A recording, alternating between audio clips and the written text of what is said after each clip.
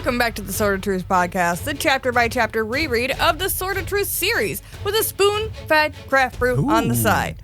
I'm Jade, and I'm here with Nate. Hello! And today we are just sitting with chapter 48 of Soul of Fire. Actually, it's not chapter 48, it's chapter 49, because I did not update the number on that intro. Right, it is chapter 49. Yeah. And it sounds like we get to incorporate two of my favorite things, which are sitting still and drinking.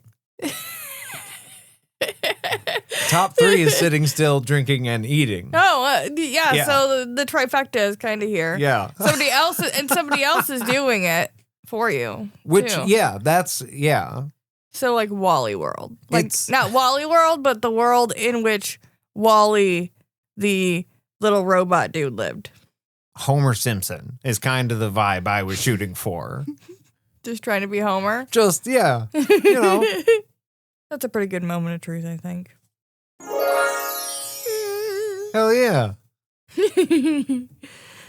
Last episode, we saw Zed dragging himself into the cave, ready to throw his life at the chimes. But all we know that his sacrifice achieved is kicking Richard in the magical nuts. And setting off the goddamn Domini Dirch, double D's.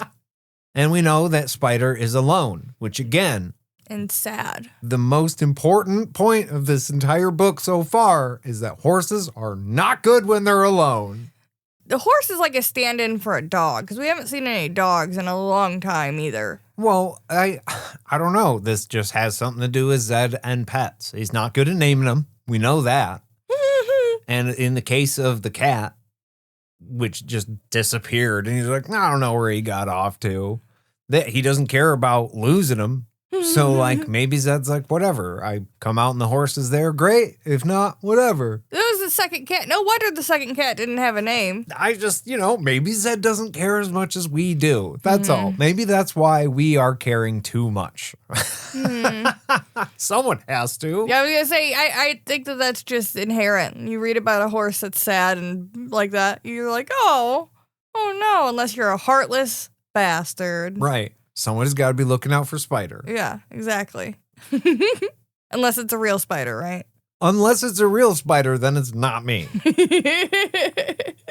Couldn't be me, bro. I killed one today. You did. Yeah. I'm not the keeper of spiders. Spider slayer, mayhaps. But keeper? Nay. Nah, Nay, I not say. today. Uh-uh. In this chapter, we open up with Anne waking up in a grimy tent. Probably full of fucking spiders. Yeah, potentially. Yeah. But to be fair, we'll find out in a little bit, her tent was just erected. So whoever is living in that tent was living there before. And they just decided that that was her tent now. Somebody had to lose their tent for Anne to get that tent? Is that what you're saying? No, we'll get into it more later. I'll Okay. explain more what Okay. I mean. It'll make sense in retrospect once we're talking about it, I promise. She's still a prisoner, so she's still chained up. She is still beaten the fuck up. Her jaw is all fucked up. It's not good. Not a good situation for Anne right now. And she is surprised to see Sister Alessandra, a Sister of the Dark, if you don't remember, popping back into her little tent area here. Right. Why is she surprised to see her specifically? Wasn't this one of the ones in the tent initially when she came in? Okay, this is a new one. No. They've not met since she's been here. Yeah, they keep the gang keeps the sisters of the sods away from the souls. That was so The hard. souls. What? The sods away The from the sods souls. from the souls. I Yeah, gotcha. there we go. Okay. So she wasn't with them, and I think it's just been a long time since she's seen Alessandra, and so it was just a surprise. You never know who's still around, I guess. Okay. And I think that it's implied a little bit here later that they had a specific relationship. Like, she remembers Alessandra growing up the whole time. Well, she was her teacher, right? Yeah. So they've known each other. They've met. Yeah. And notes that Alessandra is middle-aged. If you consider 500 plus years old, middle-aged. If you're 500 plus and you still look, quote, middle-aged, you're doing pretty good. It's pretty good. It's pretty good. But it's interesting that it's like a slap kind of in the thoughts of Anne, that she's like, oh, wow, you're looking aged. Well, Anne is looking old as shit now at this point, too. Yeah. But she's still like, bitch ain't looking so good anymore. Wrinkles. I see Yeah. you. Gray hair. Ha ha ha. When I was your age, I didn't look anything like that. Alessandra has brought Anne some soup. Not because she's being awesome, but because she's on orders from Jagang to be bringing soup. So there's a clear mutual dislike here. Yeah. That's the reason why Alessandra specifically was sent. You were kind of asking why she was surprised.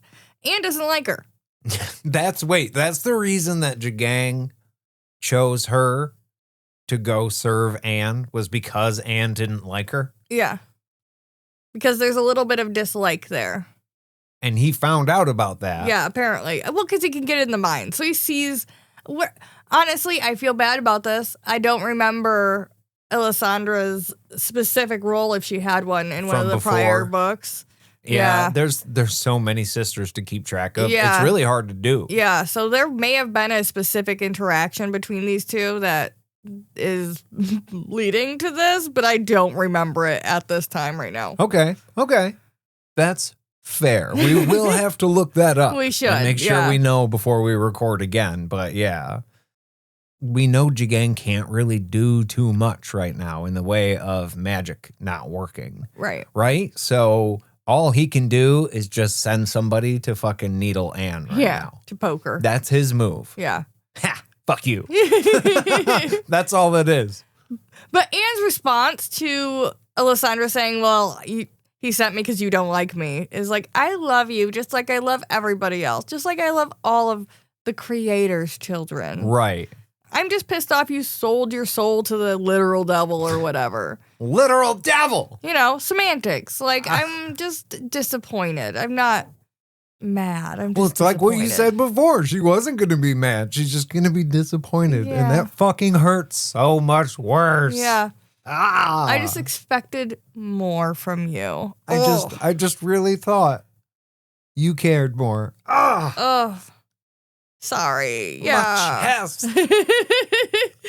Well, despite her distaste for the Sister of the Dark, Anne can't feed herself, so Alessandra is going to have to be the one to do it.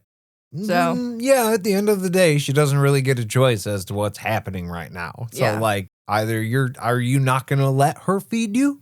You going to turn your nose up at it? Yeah, whether you like her or not, she's here to keep you alive. So also keep that into consideration. She did think about starving herself. She thought about different ways to kill herself, but she has a mission still. So she's going to eat. She's going to keep herself alive for now. She doesn't really get super deep. I mean, I think the mission is just, like, save the world and, like, all the Sisters of Light or whatever. Save the sisters. Yeah. Save the world. Yeah, something along those lines. Yeah. But I think that's all it is. I mean, are you giving up right now? Are you saying you're done now? Or are you saying, I'm not in a good way now, but as long as I'm living, this is going to be the goal? also, keep in mind that we've seen bad guys use literal funnels on people before in these books, so I don't know that just going on a hunger strike is actually going to keep you from being fed. maybe just let him feed you. It's fine. It's fine. Alessandra also, she's super proud of her soup. She made it herself. So, it's homemade soup. Yeah. It's not even like army gruel and slop. This is something somebody went, this tastes good. I'm going to eat this. Here, you should also eat this. Yeah. She was probably like, I have no joy in this camp whatsoever, so let me cut up some vegetables and find a little bit of happiness and make some fucking soup. I mean, rule number whatever in the pirate handbook is take what you can, give nothing back, right? So if you're a prisoner of war and they're like, here's some good shit we made, fucking take it. You're going to need your strength to fight back, even if you're going to use that to fight them. Yeah. Well, I was even thinking, like, from Alessandra's point of view, like, she's a bad person. Like, she's terrible, but she is also a prisoner. And, like, if somebody gave her the opportunity to make soup instead of just making something shitty and bad, I could see you being like, fuck, if you're giving me access to the ingredients, I'm going to spend a couple extra minutes on this. I'm going to cut real slow because this is going to draw out however long this takes. I get time to do it. Yeah. And I'm going to make this taste fucking good because there's no other joy at all in this fucking place other than my bowl of soup. Yeah. now. So, I mean, it is just soup, but also Yeah. at the same time, it's so much more than just soup.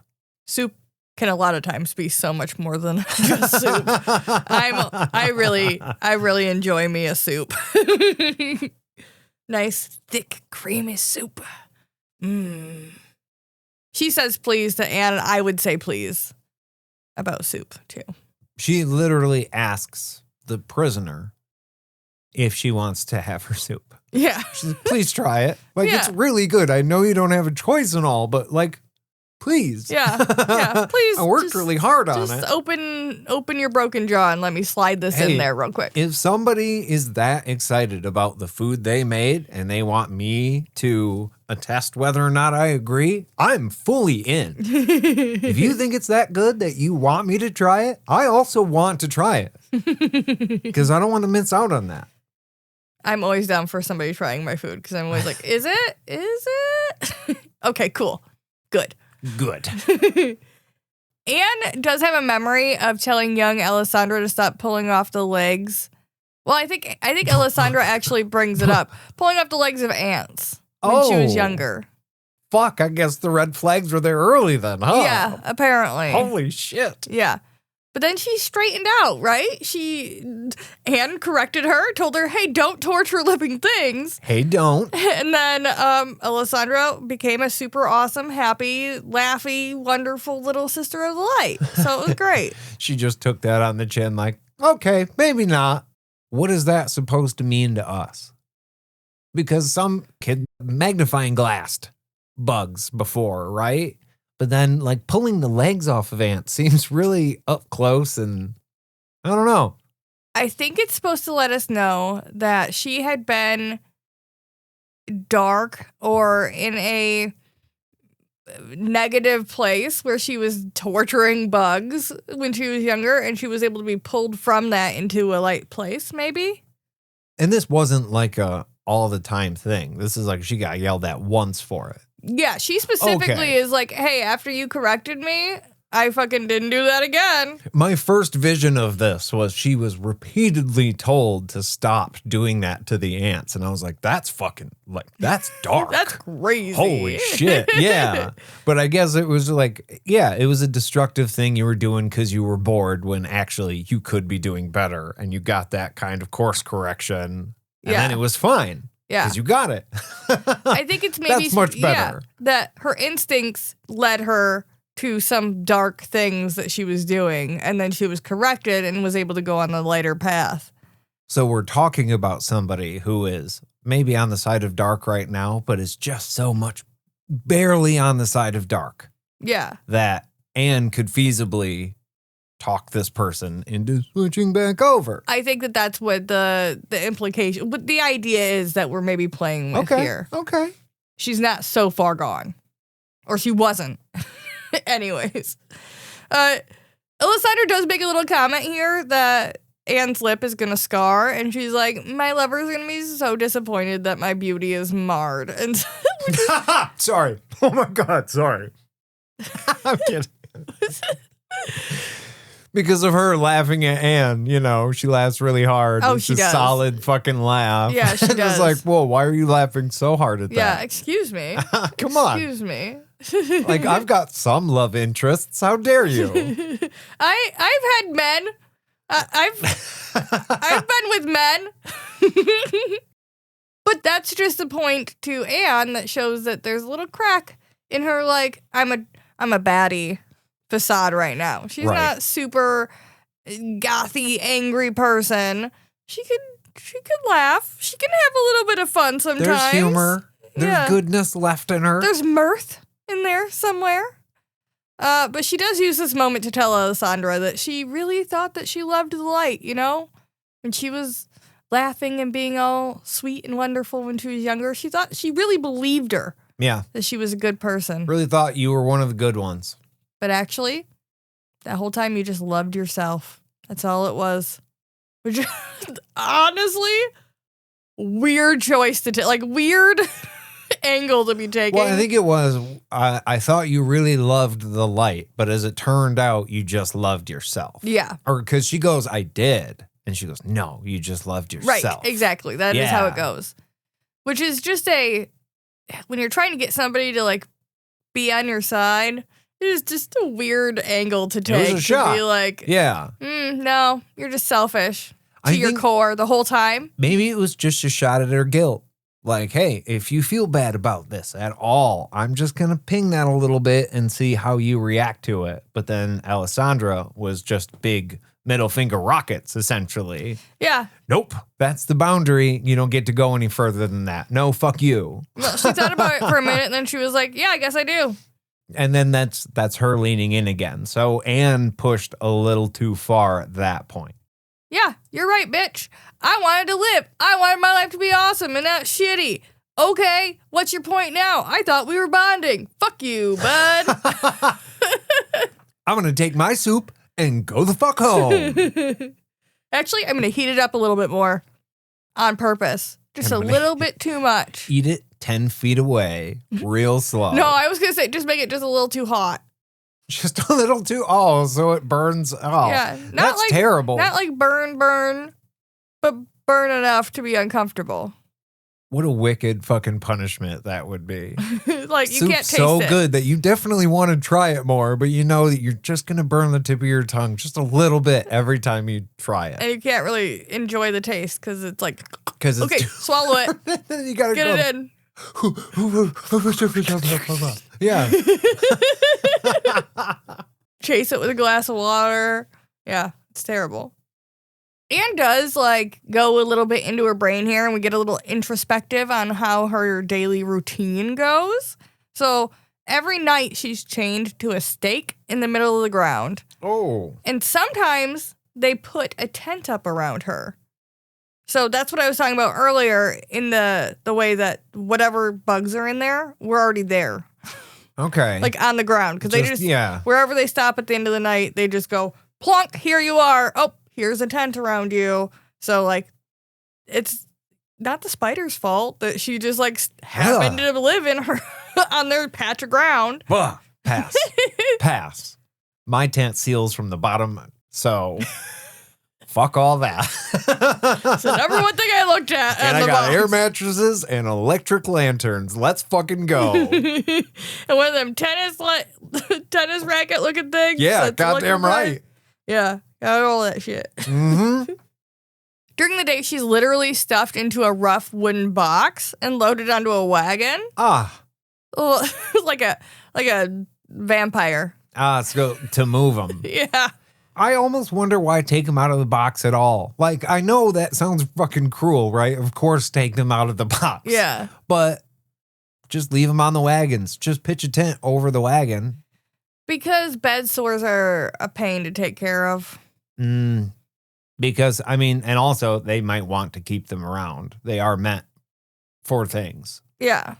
They're not just trying to kill them and move. Because if you're just going to kill them, why put them in the wagon at all? Yeah. Yeah, okay. So they are trying to keep people alive.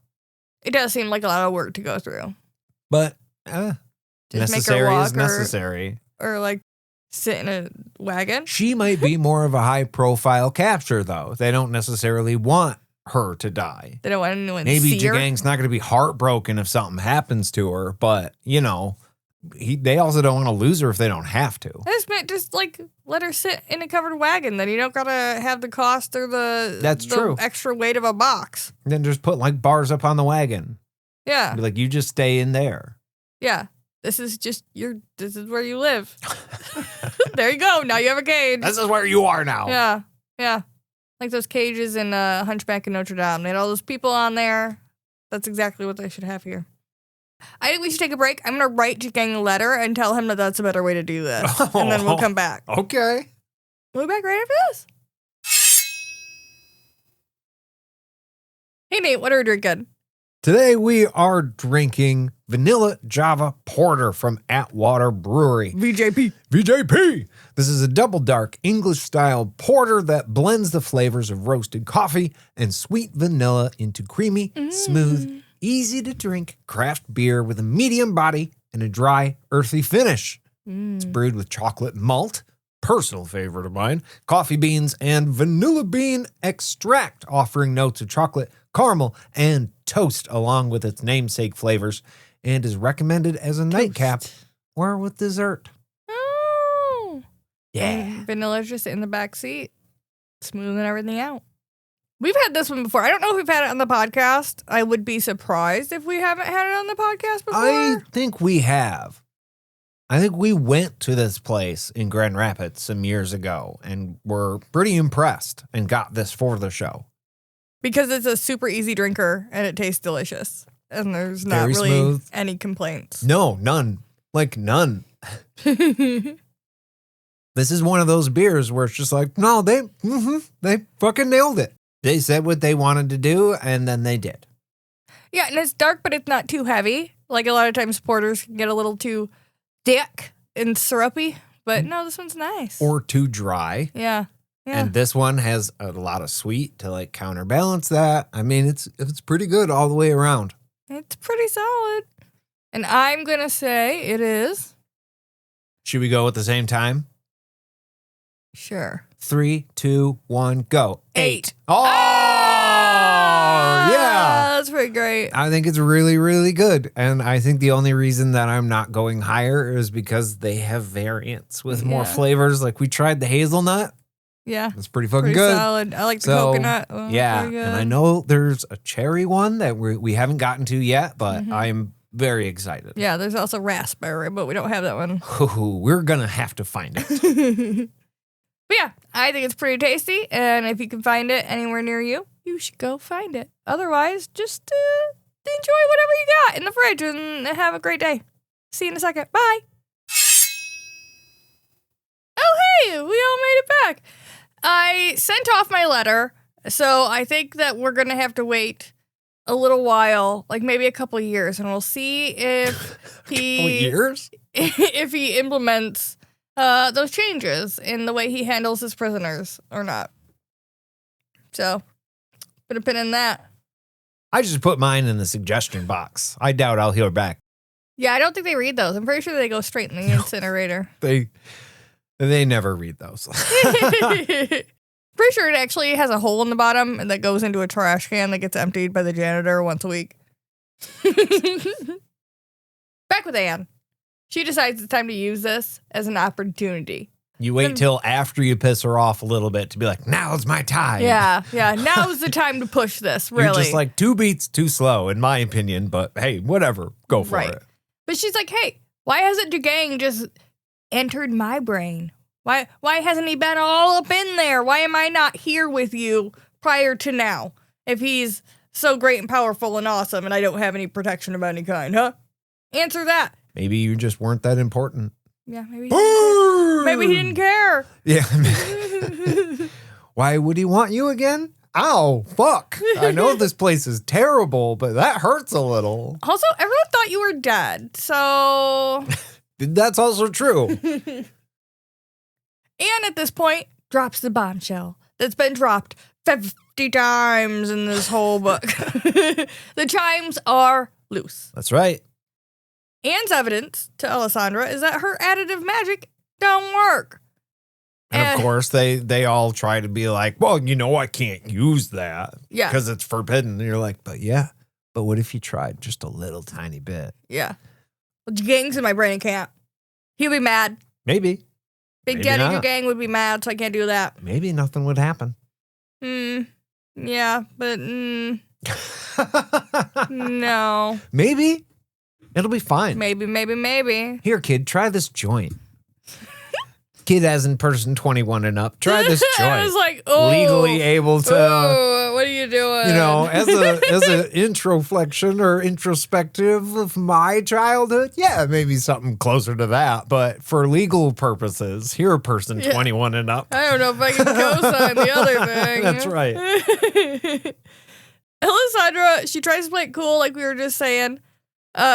She hasn't tried, and she's not going to because Dugang's going to be big mad. So we're not going down that road. Your logic there, your little examples, I'm not buying into what you're selling, Anne. He punched you in the face for no reason. Like, you've met him. Yeah. He's a real prick. No, I'm not going to risk it. My nipple or one of my cohorts' nipple got really, really bruised when he was in my brain. It was really fucked up, man.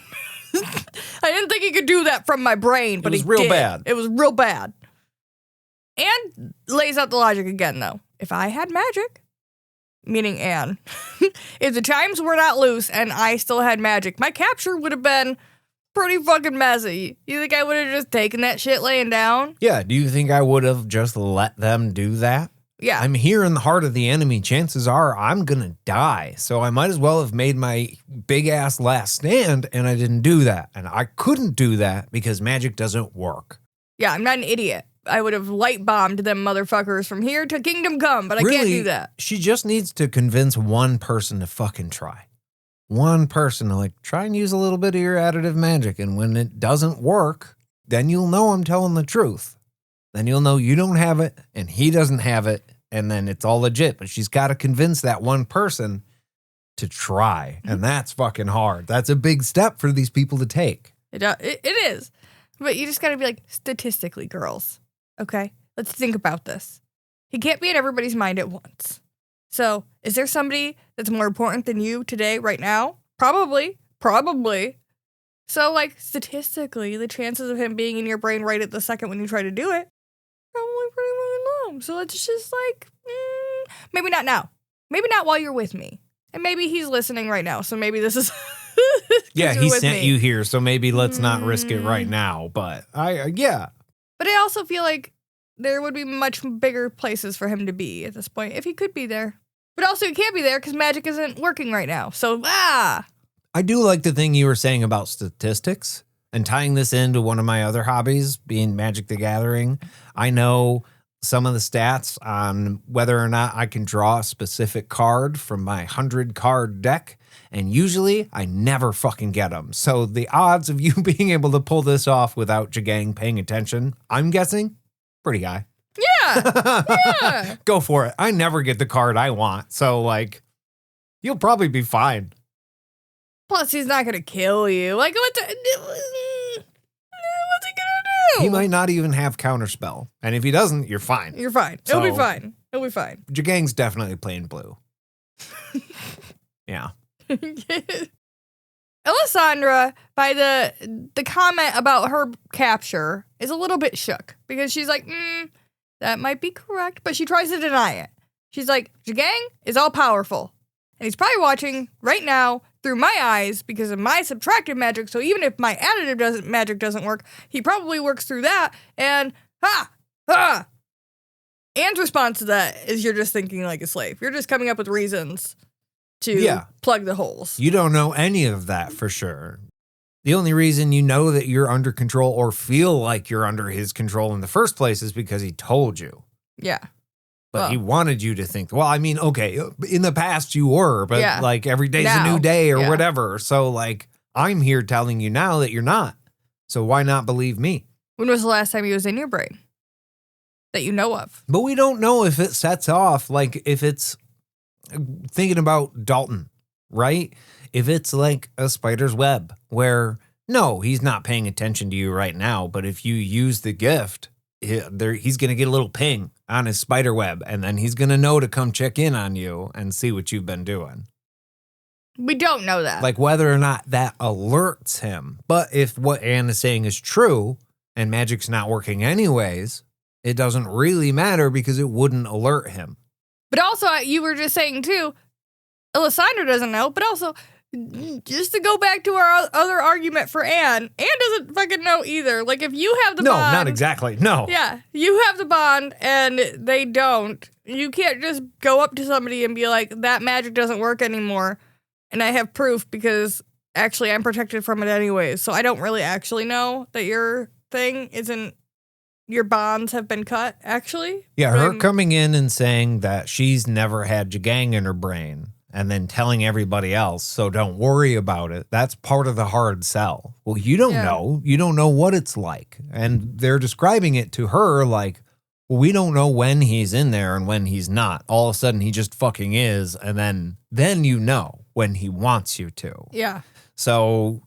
Anne, I don't feel really understands where they are coming from in that regard. No. Especially not because she has the bond. So either way, you're protected. So you don't know. You will never know if it comes back or not. Right. But she feels like she's making progress with Alessandra. So she goes for the big sell. Hey, come back to the light. It's time to close this deal. Yeah. Don't even just take the bond. Come back to the creator. He's going to take you back with open arms. All you got to do is turn away from the bad.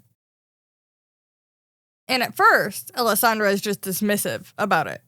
And she just starts shoveling food so fast into Anne's mouth that she can't say another word. La la la la la la la. I can't hear you. Have more. Creator, yes. That's so good. Oh, look how good. Look, there's a potato. Another bite coming. When she can speak again, though, she pushes. And this does not go over so well. Alessandra straight up backhands her across the face when she brings it up the second time. So much for bonding. And for the healing that's gone on so far with Anne's jaw. Because she had to start this chapter by being like, it's starting to, okay, all right. It's healing a bit. Healing. I don't have magic, but, the body is a crazy thing. And then this happens, and she's like, fuck. What specifically did she say to get hit? I think she was just like I think it was the creator will welcome you back with open arms. I think it was something along those lines. Yeah, because, that can be big for somebody. But then when you welcome them back saying, hey, we'll forgive you, it's like, I didn't feel like I did anything wrong in the first place. Yeah. And I think she might even say something negative about the keeper because Alessandra then goes on a rant about how the keeper is her master, he's her big daddy, and don't you dare profane my oath. She's real mad, and it doesn't go over well, so she hits her. But that kind of shows you that it's a sore subject, because she doesn't just take it on the chin and go, no, I'm good, thanks. Yeah. She hits her because it obviously hits a nerve. You struck a nerve for sure. Yeah. But that means you gotta be careful with the hand you play from here on out, because you know that that's a sensitive thing. Yeah. You gotta know very closely how they feel about the things surrounding that. If you're gonna try and manipulate somebody with something like that, which seems, I don't know, it just seems like a slippery slope. Yeah, they might entrench deeper because of however you take it. You say the wrong fucking sentence and it's game over for sure. Walls up, doors closed. Bye-bye. But not in this case with Alessandra. She immediately apologizes for hitting Anne, right afterwards. Right. Internal conflict is real with this one. Yeah. Fuck you. I'm sorry. I shouldn't have done that. But you fucking deserved it. But maybe I'm going to get in trouble for that. Well, and I think it's just that internal we were just talking about how she was like, it's a sore subject, obviously. When Anne said it, it was like an instinctive, fuck you, buddy. I've been thinking those same thoughts, but you're not allowed to say it to me. Yeah. I can make fun of my brother, and you can't make fun of my brother. Fuck off. Anne, being the bigger person, and probably used to getting hit at this point, genuinely forgives her. This probably messes with Alessandra's head even more than it did before, because I can be whoever I am. I can make whatever mistakes I make. Yeah. And she still takes me back. Well, we know that forgiveness, sincere forgiveness, is magic, right? That's one of the wizard's rules. So this is that thing. This is that happening. Alessandra obviously smacks the shit out of Anne and is trying to elicit some sort of response. And the response she got was not also one of anger. It was, hey, I get you're mad. I understand. It's all good. What the fuck? Yeah. Fight me, you bitch. No, I'm not going to. It ain't going down like that. I'm not mad at you for being mad at the world. That can mean a lot to somebody. Yeah. I'm not going to kick you even further while you're down and be like, yeah, see, you're a bad person because you just hit me. I'm just going to, okay, I forgive you. It's fine. That's just hard. You might be on that side of the tent stake, but you're a prisoner in here just as much as I am, even if it's not exactly the same. Mm-hmm. So there's no sense in me being hurtful to you when You're really here in the same situation I am. You're going to get yours eventually. I can pretty much rest assured on that. Unless you come back to the light. Yeah, unless you come back here. We could make an escape. You could just fucking get me out of this tent stink right now. We could run. You and me. Let's go tonight. Let's just go. Let's just run. Well, they don't do that. In a moment of vulnerability, Anne asked Alessandra if she could just sit with her for a while before she leaves the tent, because she's going to gather her shit and take off. But Anne is lonely. She's tired of being treated like an animal and not just having some companionship. So she shoots her shot. And Alessandra, after a few minutes, is like, cool, fine, I will. Might as well. Yeah. I mean, we sat together. We shared soup. That's not nothing. You know, everything sucks out there. It might just be nice to just be with somebody for a minute. Even if it's the bad guy, quote unquote. Also, Alessandra may have ripped the legs off of ants, and she may have smacked the prelate in the face. But she's been forgiven for both things and can still come back to the light. I think that's what this is supposed to be like. And guiding her back after she does something bad, quote unquote, and just giving her that moment to like reflect and think about if that's who she wants to be. That is kind of cool. You know what? Don't worry about the war. Don't worry about your masters. Don't worry about coming back to the church. Don't worry about any of that. But you know what you could do instead of going whole hog in that way? You just sit next to me for a little while. We don't have to talk about any of it. You can just know that I accept you here. That's actually kind of perfect. Yeah. No strings attached. Watch me accept you as a person without trying to push and get you to join or do a thing. And just, I accept you as you are. You want to sit here? Yeah. Nice. Yeah. Although Anne does use this time after a few minutes for one more push. God damn it. It was so nice. Why not just end it there? It was for a minute. Oh. But instead of actually asking Alessandra to make the choice, this time she's just explaining how it feels and how it works for her. Her mind is protected from Jagang by the bond.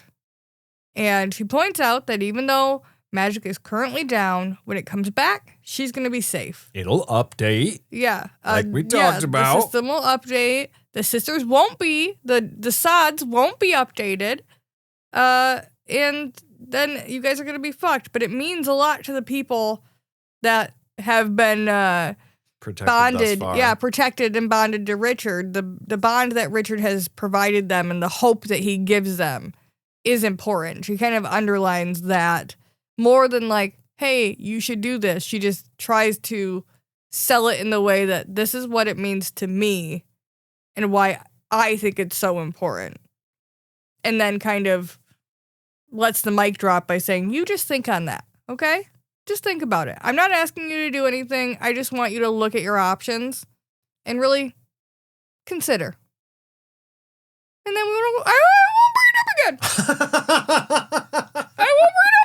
I promise we'll not bring it up during Thanksgiving or Christmas dinners. Promise. But if you want to bring it up, I'm happy to chat. If you want to talk about it. If you ever think about it, come let me know. I have the Book of the Creator in the kitchen and the living room and the family room and the foyer. I mean, whenever. Yeah. And I'm not ready to, I am, but I'm not going to, I'm not just opening the drawer. I'm not just going to pull it out any time. Only if you ask. But making it painfully clear that they want you to. But right ask. Here. I have it right here. I actually have the first chapter on my arm. Oh, God. A tattoo. Anyways. Alessandra leaves, bowl in hand. But you can tell that Anne's words have really planted that seed of doubt in there. It's gonna get in there and just bother her, and stir shit up. Strongest push I ever received was one kind of like this, where they tell you not to try and make a decision right now. They just kind of say, this is what it means to me, and then they let it float out there. Yeah. Like, well, that sounds pretty nice, actually, doesn't it? That But it's sounds- none of the other stuff along with it. It's just that personal connection. It's like, that doesn't feel that bad. Yeah. I'm not being pressured. If I'm not being pressured, Right. obviously it's not something that's going to benefit them for me to do it, so I should probably fucking do it, huh? Because they wouldn't tell me that for no reason, unless it was true. You would think. You would hope. You would hope. Yeah. Well, that's our truth, I guess. Yeah, I would think so. And we would love to hear yours. Hell yeah. Write to us in your journey books to podcastatt@gmail.com. That's my fancy writing voice. That's what that was. Okay. Or find us on any of our social medias. Glub, glub, glub. If you That's my drinking voice. Oh, I love that. Mm-hmm. If you would like to support this podcast and hear some more exclusive content, that's my exclusive content voice. Oh. Find us over on patreon.com/podcastatt. ATT! Where every tier is a happy tier. Uh-huh. That's my happy voice. Oh. This is my happy voice. This is my happy voice. Face. Thank you all for listening. That's all for us, friends. We'll see you real soon. Bye-bye. That was way overshot.